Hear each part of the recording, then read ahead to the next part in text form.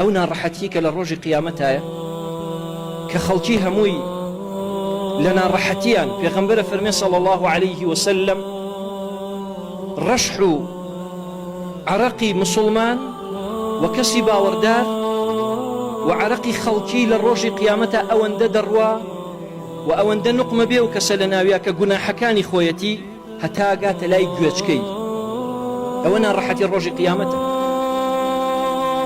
بە ئەندازەیەک پێغەمبەرە فەرمێ صلی الله عليه وسلم ئەو خۆرە کە ئەگەر کەمێک ئێستا نزیکتر بێ هەمومانە سووتین و ئەگەر زیاتر دوور بێ هەمومان ڕقەبینەوە، ئەو خۆرە لە ڕۆژی قیامەت میلێک دوورە، میلێک لە خەڵکەوە دوورە، ڕۆژێکی زۆر ناڕەحەتە. ئەلەو ڕۆژەیە خوای گەورە و باڵادەست هەناسەیە گەیا بەو کەسانی کە ئاوا یارمەتی برا مسلمانەکەیان ناوە لە دنیادا، ئێستا لە قیامەتە خوای گەورە ڕزگاریەکە. ئەو ڕۆژە خوای گەورە دەفەرمێ یومە یەقوم الناس لرب العالمین، خەڵکی هەمویان هەڵدەسن بۆ پەروەردگاری هەموو جیهان. پێغەمبەر فەرمووی صلی الله عليه وسلم يحشر الناس يوم القيامة حفاة عراة غرلا، خەڵکی حەشرەکرێن لە ڕۆژی قیامەت بە پیپەتی، بە ڕووتی و بە خەتەنە نەکراوی. عایشە فەرمین ڕەزای خوای لێبێ ئەی پێغەمبەری خوا، ئەی باشە خەڵکی چۆن سەیری یەکتری ناکەن؟ ئەگەر ئێستا لەو سەرجادەیە ئافرەتێکی ڕوود بڕوا خەڵکی هەمووی سەیریەکە. وەکووە فەرمێ ئافرەت کە ئەچێتە دەرەوە شەیطان جوانیەکە، ئەجیناوانیە لە ماڵەوە. ئەوەی کە خەڵکی لە سەرجادە بۆی شێتە بێ و ئەیبینێ ئەگەر بەیانی زوو هەستێ لە خەوانیە، هەر ناوێری سەیری دەموچاویکەی. ئەوە هەمووی بە فلتەرە و تێپەڕیوە، ئەوە هەمووی شەیطانە ئاوا جوانیەکە، هەمووی سەیریەکە. جاوەرە ئەگەر هیچی لەبەر نەبێ، پیا و ئافرەت هەمووی ڕوت و قووت بێ، ئەی پێغەمبەری خوا صلی الله عليه وسلم، ئەی باشە خەڵک سەیری یەکتری ناکەن؟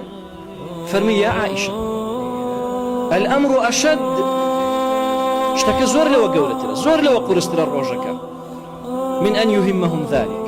ئەگەر ئاوا سەیری یەکتری بکە، کێی پەرژێتە ئەوەی کە خەڵکی سەیری یەکتری بکە؟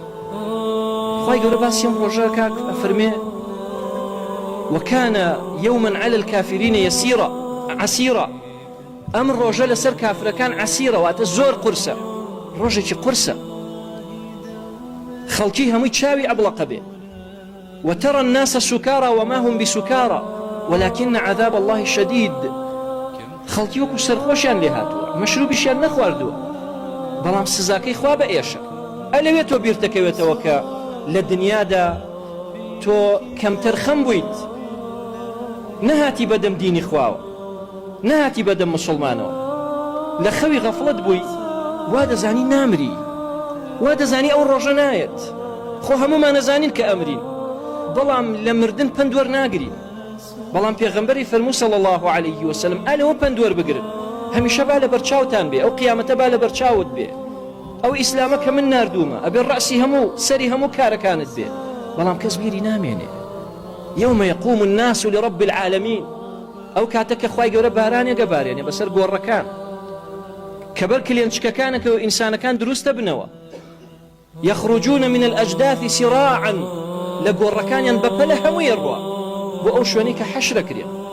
ئەو کاتە خەڵک بیریەکەوێتەوە، ئای چیم کرد بەخۆ، خۆزگە عیبادەتێ زیاترم بکردایە، خۆزگە نوێژەکانم بە جەماعەت بکردایە، خۆزگە گەنجێتەکەم لە چاخانە بەسەر نەبردایە، لە تاوڵە و دۆمینە و لە سیرکردنی فلیما بەسەر نەبردایە، خۆزگە کاسبی حرامم نەکردایە، خۆزگە دزیم نەکردایە، خۆزگە زوڵمم نەکردایە، خۆزگە ئەو کورسی دەسەڵاتی کە بە من بوو، خۆزگە وەکو عومەری کوڕی خەتاب ڕزای خوای لێبێ لە چاکەیە بەکارم بێنایە، خۆزگە وەکو ئەبوو بەکر مەڕی بۆ خەڵکە فەقیرەکان بدۆشیایە، خۆزگە وا بوومایە، بەس دەوری نییە، چکە ئیمتیحانەکە تەواو بوو، ئێستا ئەنجامەکەی وەرەگریتەوە.